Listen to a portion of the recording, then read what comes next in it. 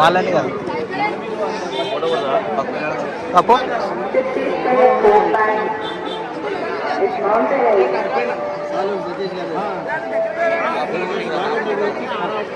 నీ నాకు కొట్టకపోతే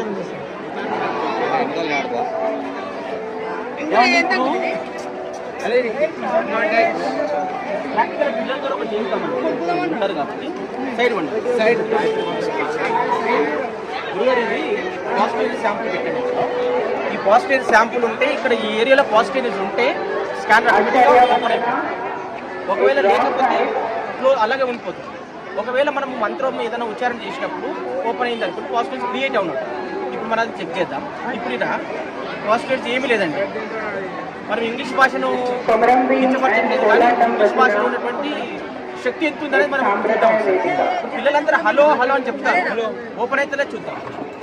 నేను ఏక్ దో అని చెప్తాను, అందరూ 3 times హలో హలో అని చెప్పండి. ఏక్ దో చెప్పండి.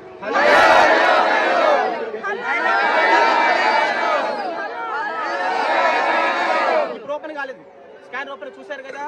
ఇప్పుడు జై శ్రీరామ్ అని 5 సార్లు చెప్పండి.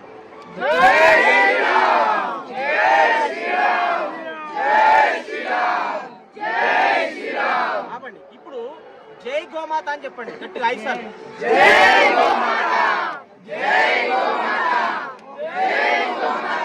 ఇప్పుడు మీరు చిన్నప్పుడు వినండి, చిన్నప్పుడు మీరు ర్యామ్స్ నేర్చుకుంటారు ఇంగ్లీష్ లో.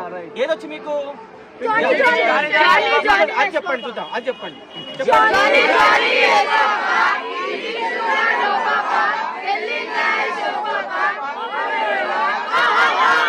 మళ్ళీ చెప్పండి.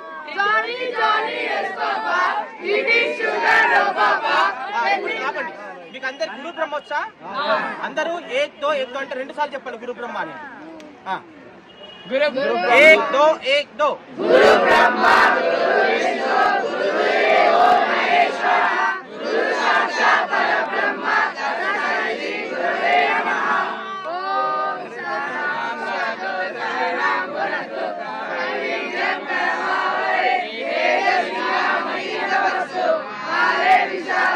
ఆపండి.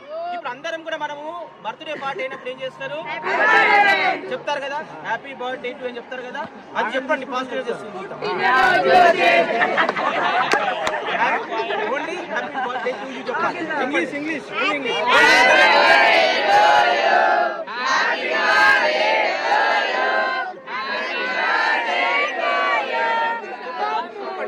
ఇంకోటి జన్మదినం సుదినం అని చెప్పండి. జన్మదినం సుదినం.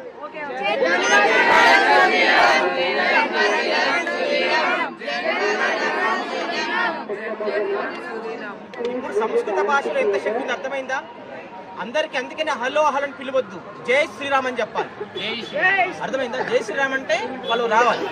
చెప్పండి జై శ్రీరామ్. లాస్ట్ నరేంద్ర మోడీ గారు జై భారత్ మాతాకి జై చెప్తారా? చెప్తారా లేదా? అన్న శక్తి ఉందా లేదా చూద్దాం ఒకసారి. చెప్పండి భారత్ మాతాకి జై అని చెప్పాలి.